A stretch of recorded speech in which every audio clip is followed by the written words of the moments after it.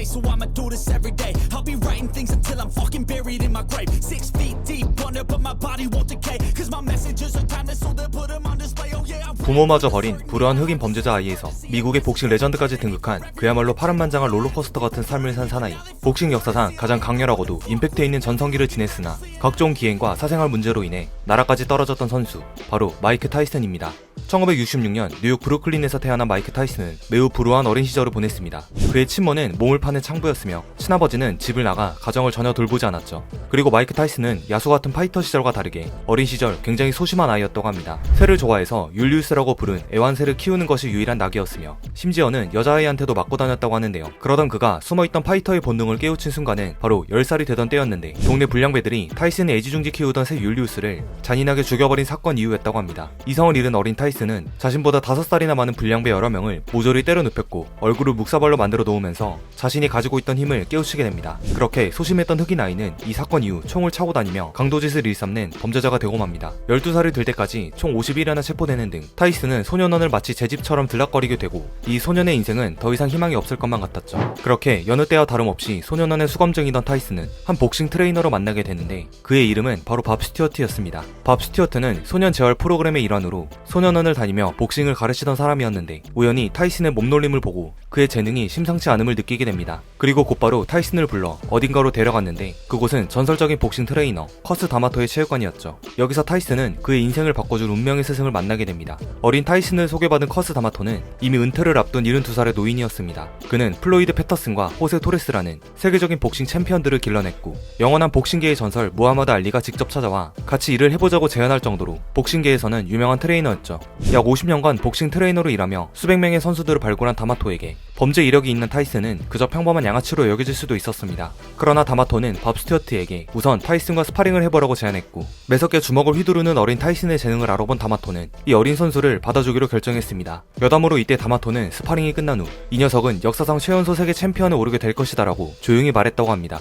타이슨이라는 원석을 알아본 다마토는 복싱과 체력, 트레이닝뿐만 아니라 필수적인 인성교육 그리고 제대로 된 학교 교육을 받지 않은 타이슨을 위해 기본적인 학업 등을 가르쳤습니다. 열등감과 소심한 성격을 가진 타이슨의 성격을 꿰뚫어본 다마토는 그가 좋아하는 위인전 등을 읽게 했고 주변 사람들에게도 타이슨을 격려하고 칭찬하게끔 유도했다고 하는데요. 마냥 우쭈쭈한 것이 아닌 타이슨이 버릇없게 행동할 경우 가차없이 꾸짖으면서 인성교육도 실시했다고 합니다. 부모의 부재로 인해 인격 형성이 덜 되었던 타이슨은 아버지와 같은 다마토의 지도에 점차 사람이 되어갔고 어머니가 돌아가신 후에는 정식으로 다마토의 양자가 되었습니다. 또한 다마토는 타이슨에게 복싱은 힘이 아닌 지능으로 하는 것이라는 철칙을 가르치면서 매일 복싱 챔피언들의 영상을 같이 보면서 분석하고 연구했습니다. 타고난 펀치력을 가진 타이슨에게 재빠른 몸놀림을 심어주기 위해 경량급 복서들과 스파링을 붙이며 오로지 동체 시력으로 방어만 시키는 훈련을 하기도 했습니다. 앞서 언급했듯이 짐승과 같은 피지컬과 파괴력을 지닌 타이슨은 실제로는 겁이 많고 소심한 성격이었는데요. 다마토는 타이슨의 담력을 키워주기 위해 담배와 육설이 난무하는 술집에 데려가 급조된 복싱링 안에서 시합을 시키기도 했습니다. 두려움은 우리를 싸우도록 일으키는 자연의 힘이다. 영웅과 소인배가 느끼는 두려움은 똑같으나 오로지 영웅만이 그 두려움의 정면으로 맞설 뿐이다. 타이슨은 스승의 가르침대로 두려움의 정면으로 맞서갔고 이 어린 복서는 이제 세상을 향해 포효할 준비가 되었습니다. 178cm라는 헤비급 선수로는 크지 않은 신장을 가진 타이슨은 타고난 운동 능력과 펀치력 그리고 무하마드 알리를 연상케 하는 재빠른 움직임으로 불리한 신체 조건을 극복했습니다. 그리고 주니어 올림픽을 2번이나 제패하며 아마추어 복싱계의 전도유명한 샛별로 떠오르죠. 18세가 되던 1985년 드디어 프로 무대에 데뷔한 타이슨은 데뷔와 동시에 센세이션을 일으키며 세계 복싱계를 놀라게 했습니다. 상대가 누구든 단 1라운드 만에 KO로 끝내버리는 타이슨의 화끈한 경기력은 전세계 복싱 팬들을 열광케 했고 마이크 타이슨은 단번에 슈퍼스타가 됩니다. 그리고 데뷔 후 1년 6개월 동안 27전 27 KO 승이라는 괴물같은 기록을 쌓아 올렸죠. 그러나 탄탄대로만 걸을 것 같았던 타이슨에게 비극이 찾아옵니다. 1985년 11월 4일 아버지 이상의 존재였던 커스 다마토가 폐렴으로 인해 사망하고 말았는데요. 타이슨은 너무나 큰 슬픔에 잠겨 그를 뒤따라 목숨을 끊을까도 생각했다고 합니다. 그러나 타이슨은 스승 다마토의 유산을 되새기며 슬픔을 딛고 일어섰습니다. 다마토가 항상 강조했던 정신력과 집중력을 되찾기 위해 그는 자신을 단련하고 복싱의 모든 열정을 쏟아부었습니다. 그리고 약 1년 뒤인 1986년 11월 26일 타이슨은 20세의 나이에 헤비급 챔피언 타이틀 매치에 도전하게 됩니다. 만약 다마토가 살아있었다면 자신의 제자가 최고의 경기에 서게 되는 순간이자 다마토의 오랜 노력과 꿈이 실현되는 순간이었을 것이죠. 타이슨은 트레버 버빅을 상대로 경기 내내 특유의 빠른 움직임과 정신을 빼놓는 강력한 펀치로 경기를 주도했습니다. 결정적인 순간 타이슨은 레프트 훅으로 버빅을 쓰러뜨렸고 결국 2라운드에서 TKO로 승리를 거두었습니다.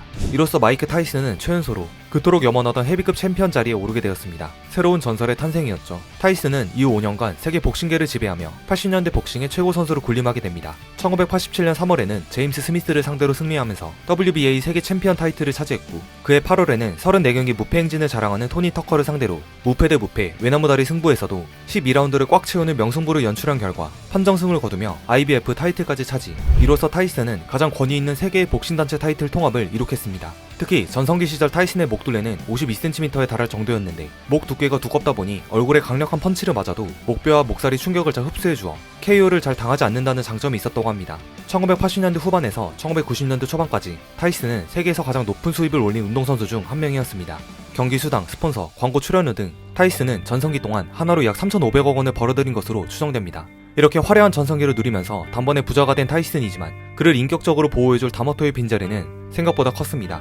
오직 타이슨의 돈과 흥행력만 보고 접근하는 사기꾼과 프로모터들이 득실되기 시작한 것이죠. 어린 나이에 갑작스럽게 많은 돈을 거머쥔 타이슨은 그 돈으로 사치와 향락에 빠졌으며 자연스레 훈련에도 소홀히 하게 됩니다. 물론 그가 가진 재능이 있었기에 챔피언 등극 후 몇 년간은 무패 기록을 이어갈 수 있게 되었지만 그도 역시 똑같은 인간이었기에 기량이 하락하기 시작했습니다.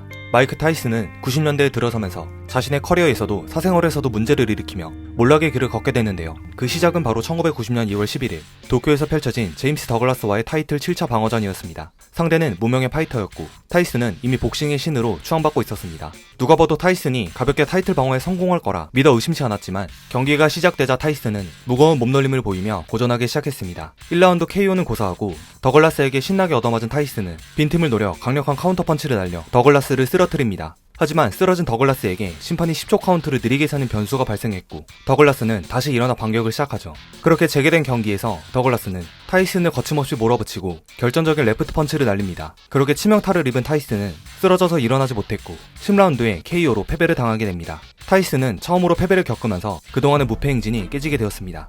압도적인 우승 후보가 무명의 파이터에게 KO로 쓰러진 이 경기는 복싱 역사상 가장 충격적인 경기 중 하나로 꼽히고 있죠. 엎친 데 덮친 격으로 그의 복싱 커리어가 단번에 중단되는 사건이 발생하는데 1991년 7월 마이크 타이슨은 19세의 데지레 워싱턴을 호텔에서 강간한 혐의로 징역 6년을 선고받아 수감 생활을 하게 된 것입니다. 실제로는 3년의 복역 후 가석방되었지만 그는 복싱 선수로서 가장 전성기 때의 나이인 20대 후반을 통째로 날려버렸죠. 1995년에 다시 링으로 복귀한 마이크 타이슨은 1996년 9월 6일 프랭크 브루노를 상대로 WBC 타이틀을 탈환하며 핵주먹의 귀환을 전 세계에 알렸습니다. 1차 방어전에도 성공한 타이슨은 2차 방어전에서 에반더 홀리필드를 만나게 됩니다. 그러나 홀리필드는 교묘한 반칙을 섞은 더티 플레이로 타이슨을 완벽하게 공략하며 판정승을 거두었죠. 매우 기분 나쁜 패배를 당한 타이슨은 홀리필드에게 재대결을 요청하게 되는데 이때는 아무도 이 재대결이 여러모로 타이슨을 상징하는 전설적인 경기가 될 줄은 몰랐습니다.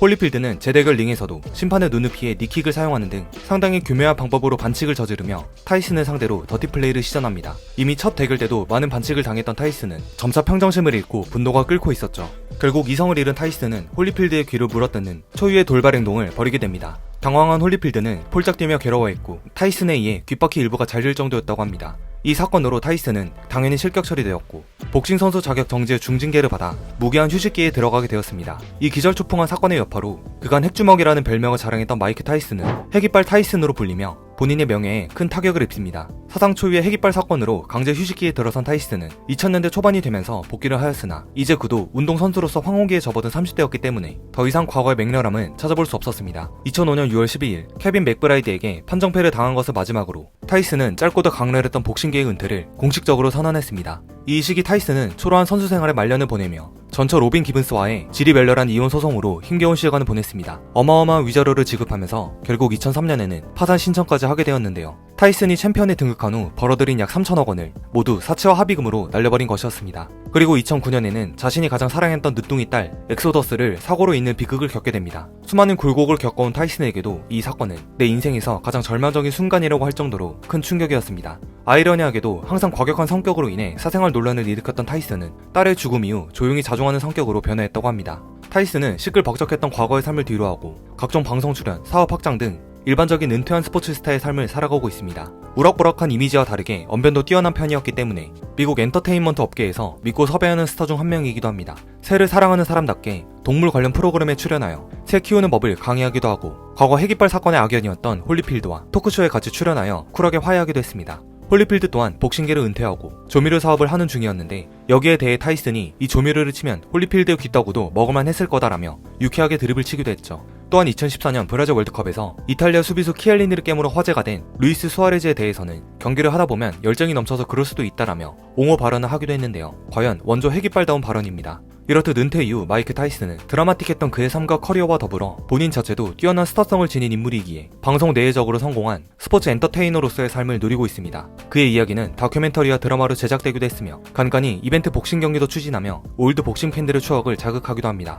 너와 싸우는 사람들이 모두 적이 아니며 너를 돕는 이들이 모두 친구도 아니다. 이상 마이크 타이슨이었습니다.